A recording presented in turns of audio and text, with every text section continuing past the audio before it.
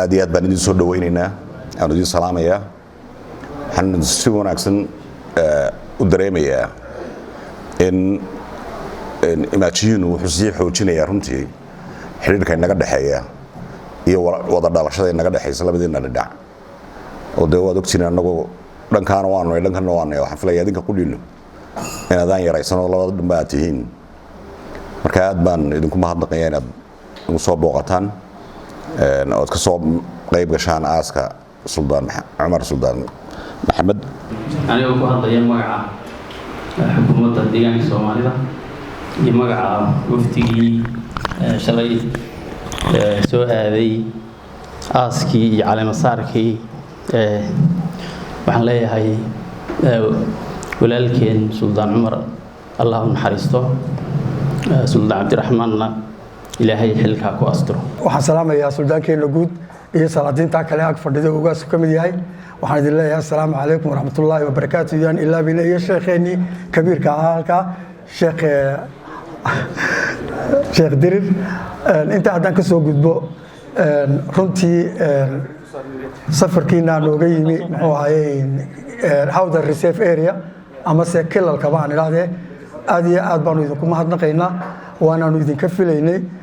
waanu idinku faanaa aanan hadalka sii badinayn waxaan doonayaa mar labaad inaan idinka mahad celiyo madashan iyo sidaad noo maamusteen waxaan idin rajaynayaa khayr ugu horeyn waxaynu ilaahay uga baryaynaa inuu jannatul firdaws ka waraabiyo suldaankeenii guud Suldaan Cumar Suldaan Maxamed Suldaan Faarax suldaanka cusub Cabdiraxmaanna ilaahay suldaankeena guud ilaahay xilka iyo mas'uuliyadda la saaray ku astiro taasaynu isagana ugu ducaynaynaa insha Allah biidnillaahi kariim kalmadda waxaan raacinayaa inaynu soo dhaweyno martida sharafta leh ee inooga timid dowlad deegaanka Soomaalida ee walaalaha nahay ee garaadka iyo wasiirku hogaaminayaan soo dhawaada baan dilanahay sharafta leh ee garaad kulmiye iyo madax dhaqameedka uu hogaaminayo iyo wasiirada inooga yimid deegaanka Soomaaliyeed waan idin salaamayaa in aad idin mahadnaqayno gurmadka walaalnimo ee ahaa aaska qaran ee suldaankeenii guud iyo isla goobtii oo ah caleemasaarka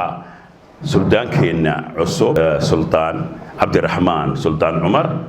oo isagana aynu shalayba raacinay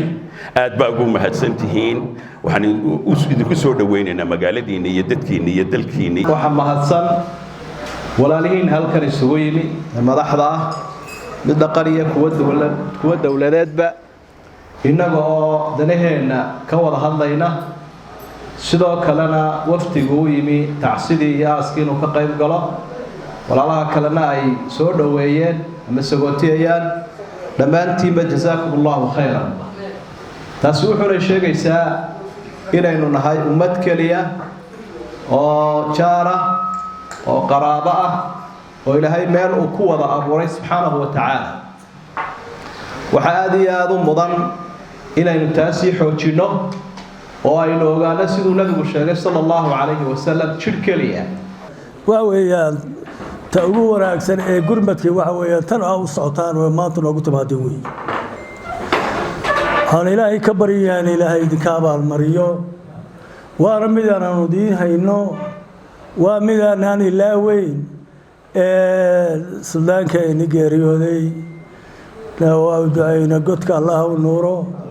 ilaahay godka ha u nuuro qabriga allah u waasiyo oodkii uu ka tegay iyo ehelkeena dhammaanteedba ilaahay khayr inaga siiyo ilaahay waxaan ka baryayaa waa nin digtoor oo mutacalline inta ka dhimana annaga qol madoobe ku bari doonaa maxay dhahday afka dhaqanka annaga ku bari doono halkaasaan u saari doonaa haddii alla yidhaa salaatu wasalaamu calaa rasuulillaah sallallahu calayhi wasallam inna lillaahi wa inna ilayhi raajicuun